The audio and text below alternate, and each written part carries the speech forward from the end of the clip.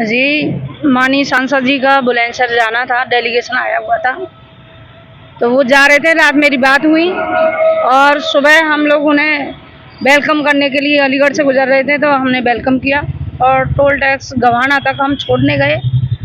तो रास्ते में ही टोल टैक्स गवाना से पहले रास्ते में ही उपद्रवियों ने, जो अराजक तत्व हैं, उन्होंने हमला किया। 60-70 लोग थे, काले काले कपड़े पहने हुए, लाठी डंडा पत्थर तेजाब तलवारों से हमला किया। हमारे काफिले में कई गाड़ी क्षतिग्रस्त हुई।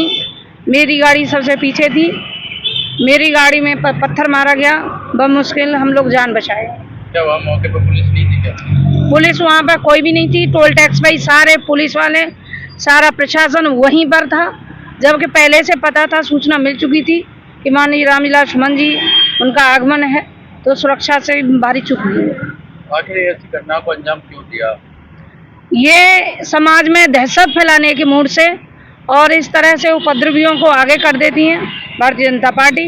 इसीलिए इस तरह की घटनाएं आज दिन बढ़ रही हैं। हमारे ऊपर जानलेवा हमला हुआ है। अब हमारी गाड़ी देख सकते हो, और भी गाड़ियों पर हमला हुआ है। उपद्रवी लोग थे, अराजक तत्व थे। ये पुलिस प्रशासन का काम है, वो जांच करके उनका पता लगाएं, तुरंत अरेस्ट करें। आज आप लोगों ने मुलाकात की है कप्तान साहब से मुलाकात की और उन्होंने आश्वासन दिया है कि उनके खिलाफ कार्रवाई होगी, कठोर से कठोर कार्रवाई होगी, और हमें आश्वासन देके भेज दिया तहरीर अमल में। घायल वगैरह भी हुआ है? गाड़ियां टूट गई हैं, घायल भी हुए हैं। पत्थर जिनके शीशे खुले हुए थे गाड़ियों के, उन लोगों हमारे कार्यकर्ताओं पर उनको पत्थर लगे हैं, चोट वोट लगी है। तो आप क्या चाहते हैं? कठोर से कठोर कार्रवाई हो और हमें सुरक्षा दी जाए। चलो समाजवादी पार्टी के राष्ट्रीय अध्यक्ष श्री अखिलेश यादव जी के निर्देशानुसार हमें अभी सुनहरा जाना था।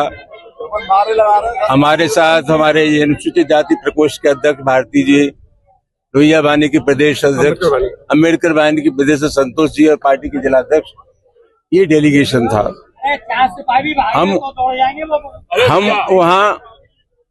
वहाँ जाकर के बस स्थिति का पता करना चाहते थे। और सही मानों में बात यह है कि पूरे उत्तर प्रदेश में आज दलितों पर अत्याचार की बाढ़ सी आई हुई है। अभी आगरा में नगला तल्फी और बंगारा गांव, वहां भी दलितों की बारात नहीं चढ़ने थी। रामपुर में एक दलित बच्ची के साथ जो कुछ हुआ वो लोग आप जानते हैं। हालांकि प्रशासन का कहना यह है कि हमने कार्रवाई की, हम इसको नाकाफी कार्रवाई मानते हैं। कार्रवाई ऐसी होनी चाहिए जिससे संदेश जाए कि भविष्य में इस आशय की घटनाओं की पुनरावृत्ति नहीं होगी, और जो लोग इस कृत्य में शामिल हैं उनके खिलाफ सख्ती से पेश आया जाएगा।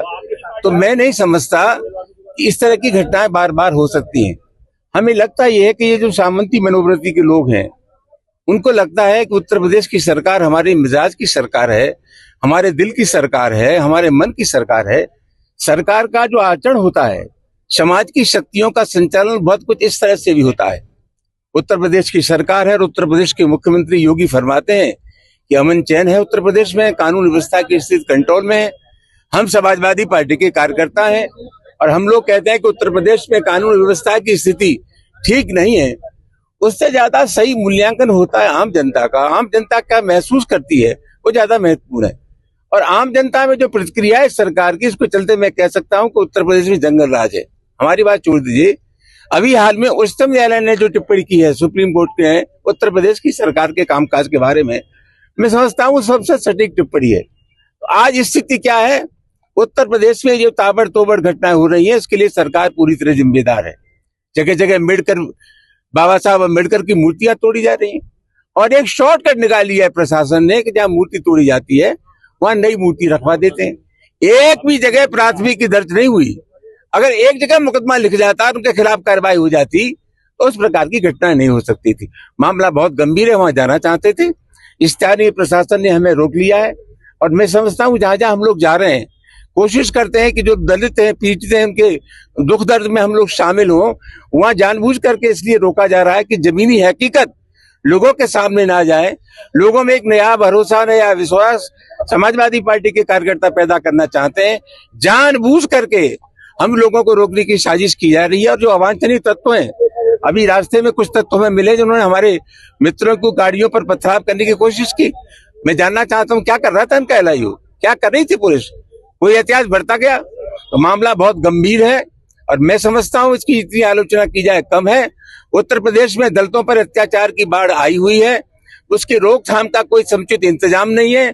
कुछ वर्ग के लोग मदांध हो गए, अंधे हो गए, उन पर कोई अंकुश नहीं है। समाजवादी पार्टी अपना धर्म समझती है कि जो पीड़ित लोग हैं उनके पास हम लोग जाएं और उनसे कहें घबराओ मत, संकट की इस घड़ी में हम तुम्हारे साथ हैं। आपका कुर्ता फटा हुआ है, कौन सा? ये मुझे मालूम है। मैंने क्या वजह रही?